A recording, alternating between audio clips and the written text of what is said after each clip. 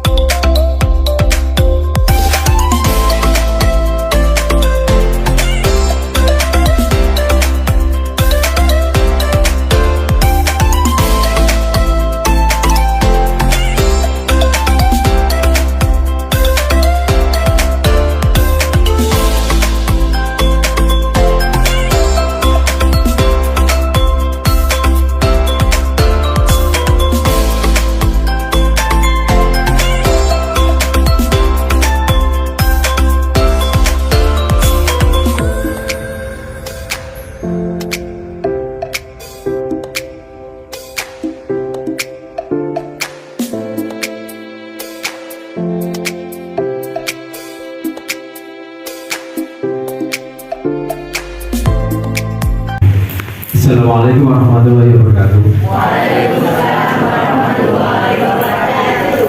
Bismillah, alhamdulillah. Pada berhormat adik-adik dari SMP NU 2 Gresik, selamat datang di PMI Kabupaten Gresik. Bapak Ibu guru yang kami hormati, Bapak Khairuddin. Assalamualaikum warahmatullahi wabarakatuh. Bismillahirrahmanirrahim. Alhamdulillahirabbil alamin. Allahumma shalli ala sayyidina Muhammad wa ala ali sayyidina Muhammad. Rabbi ishrah li sadri wa yassir li amri wahlul 'uqdatam min lisani yafqahu qawli.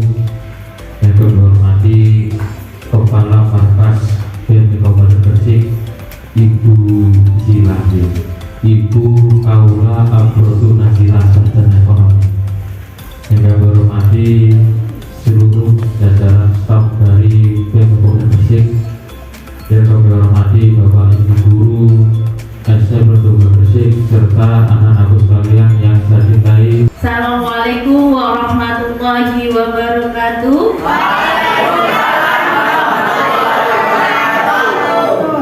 Alhamdulillahirabbil alamin. Itu pasti ada aturannya PMI. Nah, itu tugas kita.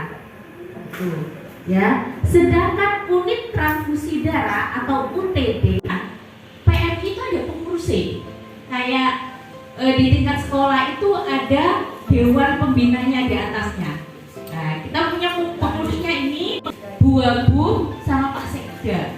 Nah, 5, 6, 7, 4, 8. Kegiatan kita ketika di transfusi darah. Ada juga kita itu kunjungan. Kalaupun ke sekolahan mengajukan permohonan, Bu, kita butuh penyuluhan tentang donor darah di sekolah kami. Kita juga akan datang dan merawat. Selagi kita tidak bertabrakan dengan kegiatan yang lain.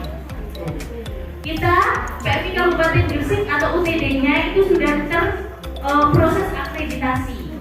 Ya, ini kami akreditasi. Habis itu ada pelatihan dan sebagainya. Nah, itu ruangannya UTD. Itu ada kayak kulkas gede-gede. Itu tempatnya darah. Darah itu tidak bisa disimpan sembarangan. Harus ada proses penyimpanannya yang baik. Ada bagaimana caranya keluar masuknya darah. Itu sudah harus tertata rapi dan sesuai dengan SOP yang ada. Ini acara PMI itu lahir di 17 September 1945, sama dengan kemerdekaan, cuman beda bulan. Tidak tahu.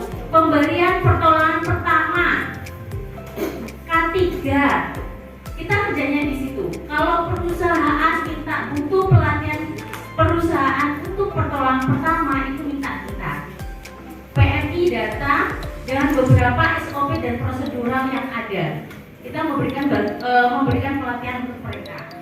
kita juga memberikan pertolongan pertama, pelayanan ambulan. Insya Allah semoga berjalan tahun setelah HUT sampai tahun kedepannya itu kita mendapatkan bantuan ambulan dari PT Smelting sama Petro itu jenazah, mobil jenazah. Insya Allah dengan itu PSI bisa meningkatkan pelayanan kepada masyarakat.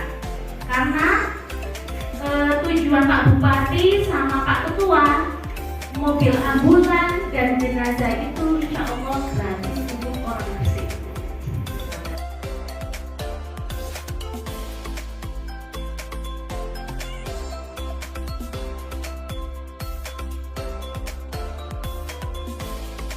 Pasien itu harus bawa sampel darah dari si pasien ini atau dari situ akan dicocokkan sama darah si pendonor, diputer di mesin bercampur atau tidak, itu baru yang bisa kita kasihkan ke pasien.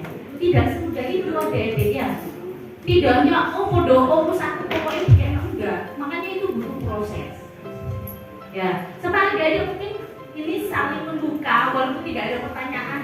Ini akan saya jelaskan. Bu Sila, kalau pendonor itu kan ke PMI tidak menjual darahnya kan Bu ya, tidak dapat uang kan Bu ya. Tapi kenapa pasien ngambil darah kok bayar ya Bu ya? Mau tahu? Mau tahu itu? Tahu sih harganya kantong darah itu berapa? Ya, benar. 360. Mahal ya Bu, padahal lo pendonor itu lo kesini itu gak minta uang lo Bu, tapi kok darahnya kok kena biaya ya? Kenapa?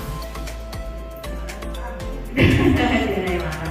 Bukan darahnya yang mahal, tapi proses pengolahan darah itulah yang membuat biaya itu ada. Karena darah dari pendonor itu tidak hanya dari dilebono kantong, dilebono juga butuh proses darah itu. Darah itu ada berapa komponen adik-adik? Darah merah itu ada berapa komponen? Dua apa? Darah merah sama ketika itu ke pasien itu harus dipisah. Darah itu dari apa namanya? Pendonor habis diambil itu digoyang, ditimbangkan. Itu goyangannya sudah ada parameternya, harus segini cepatnya dan harus berapa jam. Itu proses. Nah itu akan memisahkan darah merah dan darah putih. Nah, setelah itu akan dipisah lagi, darah putihnya di istilahnya santen plus, membedakan ini santen yang kami, ini santen sing encer. Itu proses dipindah dengan kantong darah yang berbeda. Tadi kantong darahnya kan satu, saya ini jadi dua. Kantong darahnya aja, plastiknya kan nggak kayak plastiknya es teh. Plastiknya aja harganya ratusan. Kita impor di Indonesia belum ada pabrik yang membuat kantong. Nah, kita belinya itu harganya Rp9 dolar. Itulah yang membuat kadang-kadang orang yang di luar PMI kok dolar darah, bukan betulan. Itu adalah biaya untuk mengolah darah pengganti, makanya bukan namanya harga darah, tapi PBB, pengganti pengolahan darah. Itu pengganti biaya pengolahan darah. Itu adik-adik perlu tahu. Mungkin habis pulang dari sini nih, terus orang tonggoin sakit. Wis, aku donor, gak oleh apa-apa, wong tuaku lara, bayarnya larang. Seperti itulah. Bukan kita menjual darah, tapi itu mengganti untuk mengolah darah. Bagaimana petugas PMI mensosialisasikan kebutuhan negara kepada masyarakat?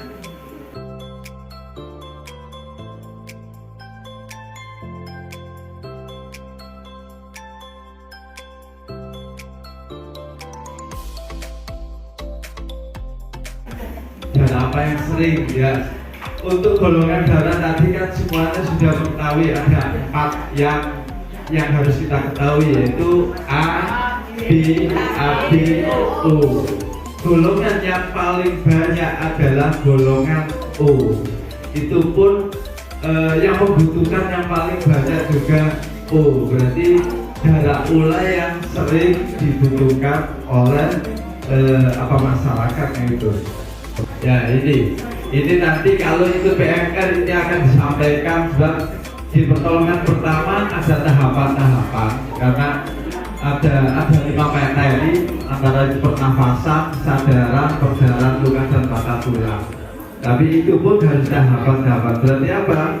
Seorang pelaku PP atau penolong pertama itu harus mempunyai ilmu medis dasar dulu, minimal bagaimana sih cara nolong, menutup luka dan sebagainya.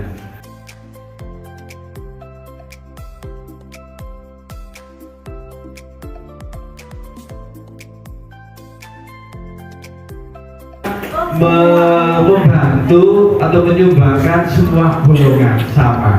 Setelah masuk PMI baru tahu, bukan gitu ya. Baru tahu berarti sesama darah O saja, meskipun resusnya sama sama itu juga dari teman-teman. Apabila ada pasien ini praktek di lapangan gitu, apabila butuh darah itu golongan darah O butuh 1 kantong, kita memeriksa 5 kantong. Mana susunan yang paling cocok? Karena kalau tidak cocok, kalau dipaksa dimasukkan nanti timbul bentol-bentol seperti disebut gatal-gatal, salah satunya itu. Apalagi beda golongan, yang sesama golongan ada seperti itu, sehingga itu mungkin zaman dulu mungkin karena alat belum ada sehingga itu dipaksakan bisa, yang penting nyawanya tertolong. Tapi dengan kemajuan ilmu teknologi bisa membedakan susunan darah, sehingga saat ini adalah itu. Memang untuk darah yang harus diketahui masyarakat umum hanya 40, tapi sebenarnya golongan darah itu ada 200 lebih golongan darah. Cuma itu hanya teman-teman PMI yang ada pendidikan khusus itu yang mengetahui. Tapi untuk yang di sekolah, untuk siswa, untuk masyarakat awam memang 4 golongan.